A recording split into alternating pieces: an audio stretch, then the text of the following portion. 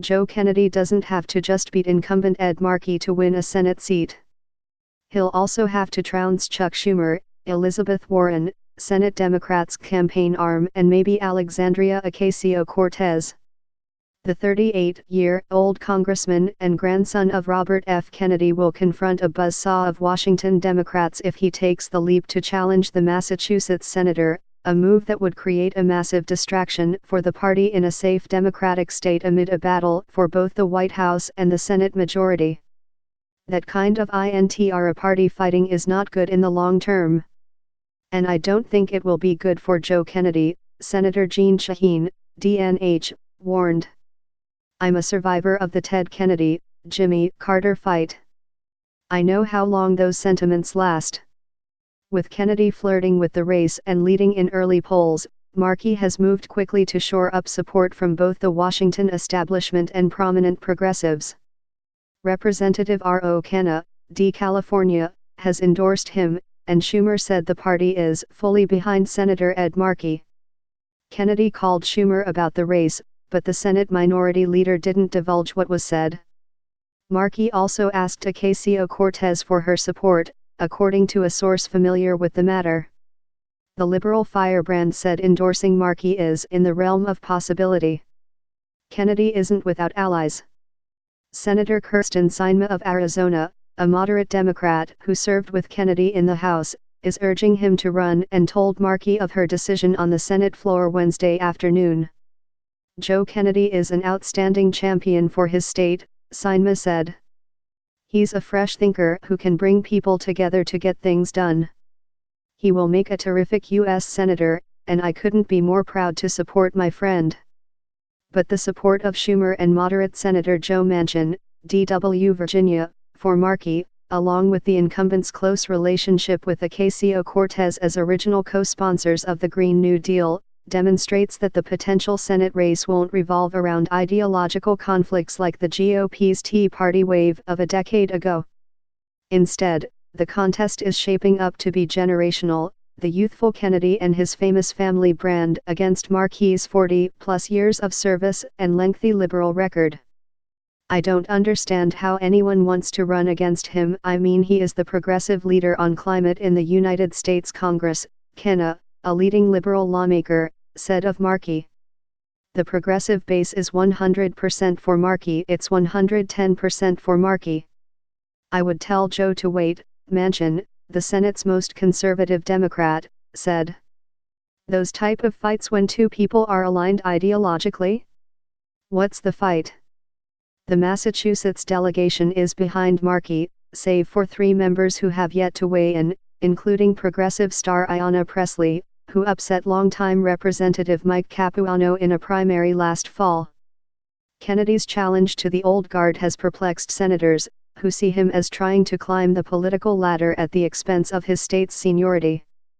But many of his House colleagues are quietly rooting for him, eager to demonstrate one of their own can advance without waiting until senators retire or their longtime leaders depart the top rungs of the House Democratic caucus. And Markey's supporters in the Senate aren't trashing Kennedy. After all, he could be a future colleague or presidential candidate given his lineage and reputation as an ascendant voice in the party. Ed has been a great partner in the Senate, and I was glad to endorse him last February. Joe is doing a terrific job in Congress. They both are longtime friends, Warren said in an interview. Warren was Kennedy's professor at Harvard University. In an interview on Wednesday, Markey touted his endorsement from NARAL Pro-Choice America, the League of Conservation Voters, senators, and state lawmakers. Asked about polls showing Kennedy with an edge, he replied, "I'm getting tremendous support. So far the response I'm getting is overwhelmingly positive," he said. "I've led on climate change, led on gun reform, led on reproductive rights and protections for women. People are grateful." Markey said he hasn't spoken to Kennedy recently. Kennedy is expected to make a decision by the end of the month, according to a campaign aide. Kennedy spokeswoman Emily Kaufman said the congressman is still deliberating but is encouraged by his support. If he decides to run, it will be based on the people of Massachusetts and them alone, Kaufman said. Despite Kennedy's famous last name, he's kept a low profile since arriving in the House in 2013. He has resisted calls to join House leadership, focusing instead on elevating younger members of a caucus run by septuagenarian leaders.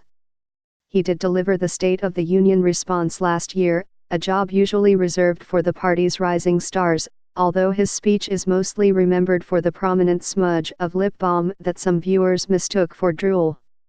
After nearly 40 years in the House, Markey won a special election to replace John Kerry in 2013 and is a leading liberal lawmaker in the Senate, though not necessarily a partisan firebrand. He has one of the thickest accents in Congress, sometimes referred to as Ed Markey. He voted present on war with Syria shortly after being sworn in, annoying literally everyone, as Boston Magazine put it. Several House Democrats were reluctant to weigh in on the potential primary. Some said privately they're convinced Kennedy is running. And they offered effusive praise for the four-term lawmaker, who has developed a cadre of friends on both sides of the aisle. Joe Kennedy might be the most popular member of the class of 2012 in both parties, Representative Scott Peters, D. California, said. Massachusetts and the country will find a good place for Joe Kennedy to serve. It may not be in House leadership, but he has a great future. As the heir to a dynasty, Kennedy appears an instant front-runner in any statewide race. There's private skepticism among some Democrats that the Democratic Senatorial Campaign Committee will spend money in a primary in a state seen as uncompetitive in a general election, though DSCC Chairwoman Catherine Cortez Masto said the party is behind Markey. The primary would be in September 2020, poor timing for party unity. Kennedy has a double-digit lead in early polls in a potential race against Markey. And he could potentially scare Markey into retirement or position himself for the next Senate vacancy if Warren becomes president. But Markey isn't surrendering, and there's really no room to his left for Kennedy to pursue.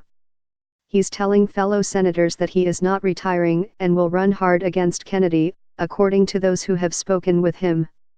It's ambition, Senate Minority Whip Dick Durbin said of Kennedy's motivation.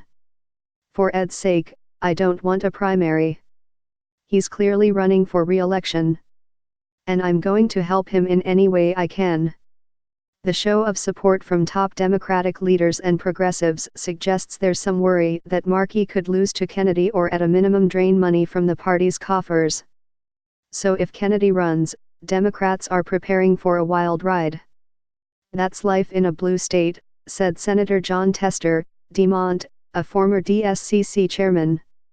The Kennedy name probably has a little bit of stroke in Massachusetts. So chances are it might be competitive. Melanie Zanono contributed to this report.